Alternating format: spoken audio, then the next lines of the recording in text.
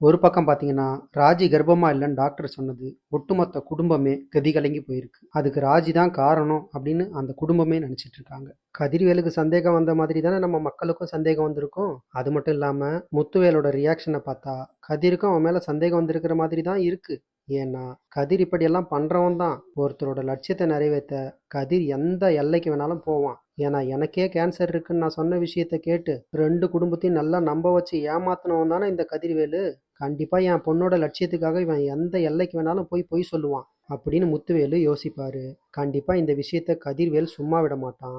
இன்னொரு பக்கம் பார்த்தீங்கன்னா, ஃபுல்லா சரக்க போட்டு குமார் நைட்டு ஃபுல்லா அரசிய பத்தி பேசுறது சுடருக்கு சுத்தமா பிடிக்கல. அதுவும் என்ன பண்றாருன்னா, நைட்டு ஃபுல்லா அரசி பேரை சொல்லி ரொமான்ஸ்லயே பாடுறாராம் ஆடுறாராம். ரொமான்ஸ் பண்ணிட்டு இருக்கிறது சுத்தமா அரசிக்கு பிடிக்கலையாம். கொஞ்சம் நஞ்சம் பண்ணா பரவாயில்ல, ரொம்ப ஓவரா சத்தம் போட்டு உள்ள இருக்க முடியாத அளவுக்கு எரிச்சலை கிளப்பியிருக்காரு குமார். கடுப்பாய் கத்திக்கிட்டு வெளியே ஓடி வந்திருக்காங்க. வெளியே எல்லாரும் என்னாச்சு என்னாச்சுன்னு சுடர்கிட்ட கேட்கும்போது உள்ள குமார் பண்ண எல்லா அமக்கலத்தையும் வெளியே சொல்றாங்க சுடர்.